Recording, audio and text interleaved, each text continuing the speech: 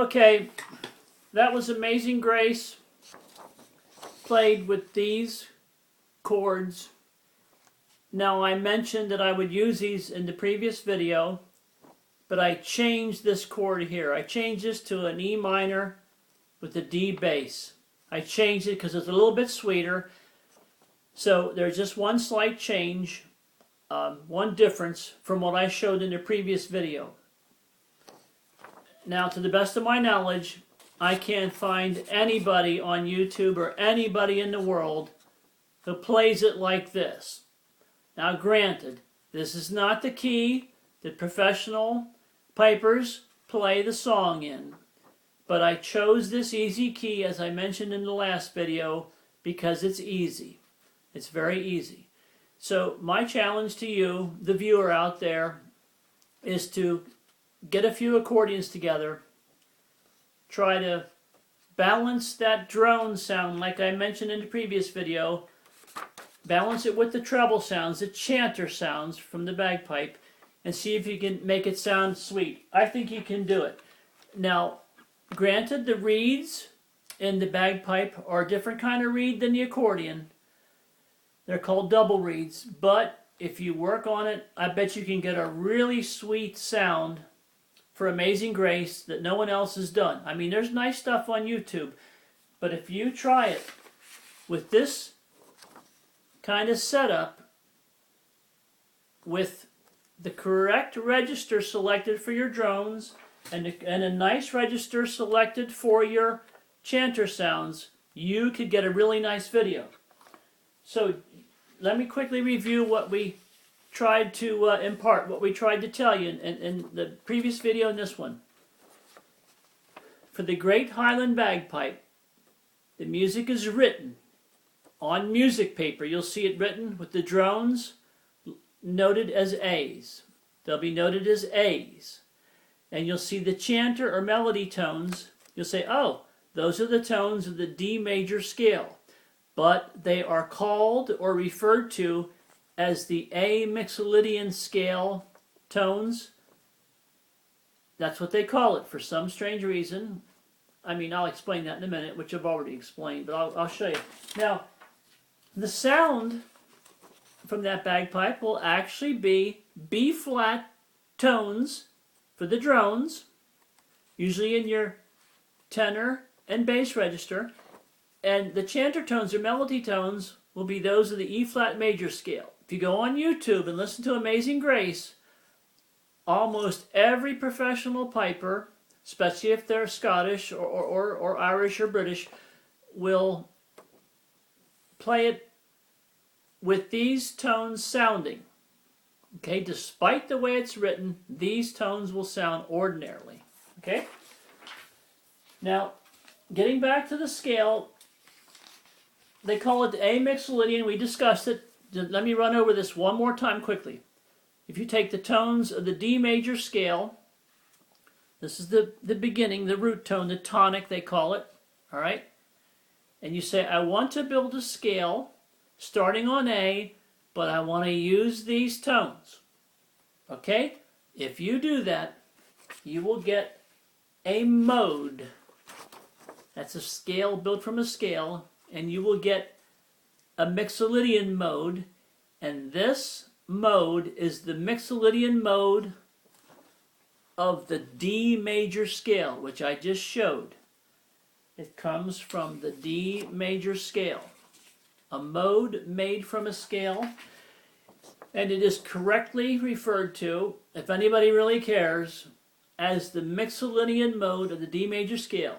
Now you can call it the A dominant scale if you want to think of it solely as a scale and not a mode, because if you can see this, the interval from A to G is an interval of a minor 7.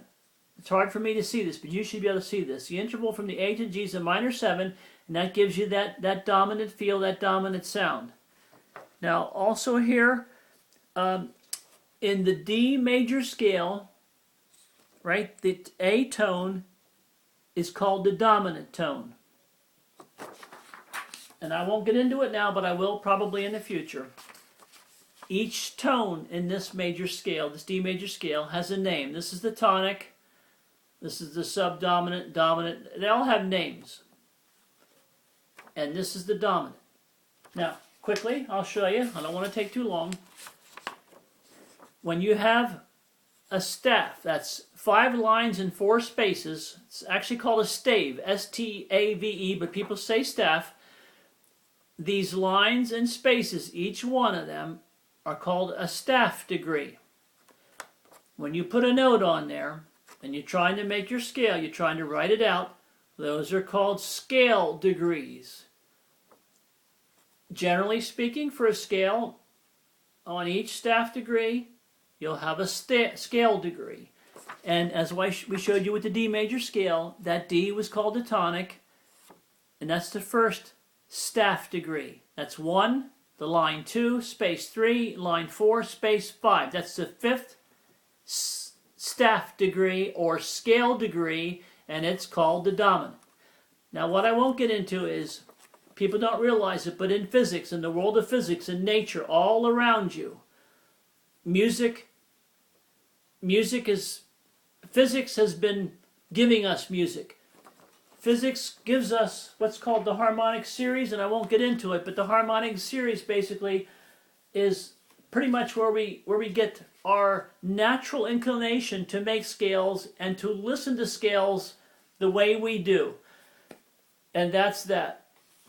I tried to go as quickly as possible, because after this I want to get back to my 5-finger Stradella bass things. On my next video, I promise I'll do a 5-finger thing. We'll have fun again. But I wanted to say one more thing. For those of you out there, if there is anybody out there in the world, anybody left who's actually spiritual minded or mystic minded or meditates, which I do all the time, you'll come to realize, if you're that kind of person, you might not be, you'll come to realize that in the East, they have the Om. The Om is the sacred sound. And when they say sacred, what they actually originally meant was secret. Sacred and secret mean the same thing, because back when they had subsidized temple religions, only the priesthood knew all the good stuff. Only the priests had access to the good stuff, and they shared very little with the people who came to the temple. So they had the Om. But in the West, we have the drone. And the drone, the word itself, comes from the root word dron, which means to hum. So in the East you have the Om, in the West you have the drone. Now if you don't believe me, you don't want to hear that mystical stuff, fine. Go watch somebody else's videos. But I'll tell you this, I lived in Albuquerque, New Mexico for 4 years, and I lived on an island in Washington State for 2 years, and I would go to all the Celtic festivals when they held them in Bellingham, which they no longer do. And that's why I was sad and wrote the song Bellingham Forest, which I'll play someday. But the point is, in Albuquerque and Washington State, I would go to every Celtic festival. And if you can stand there and you can listen to 6 or 7 or 8 piper bands playing all together, playing Amazing Grace, and not feel the sacred sound, then there just might be something wrong with you. That's just my opinion. So thank you for listening, and I think that covers the accordion bagpipe challenge. I challenge you to do it, make a real nice video, let me know so I can watch it, and that's it. Thank you for being patient, and for listening, and good night.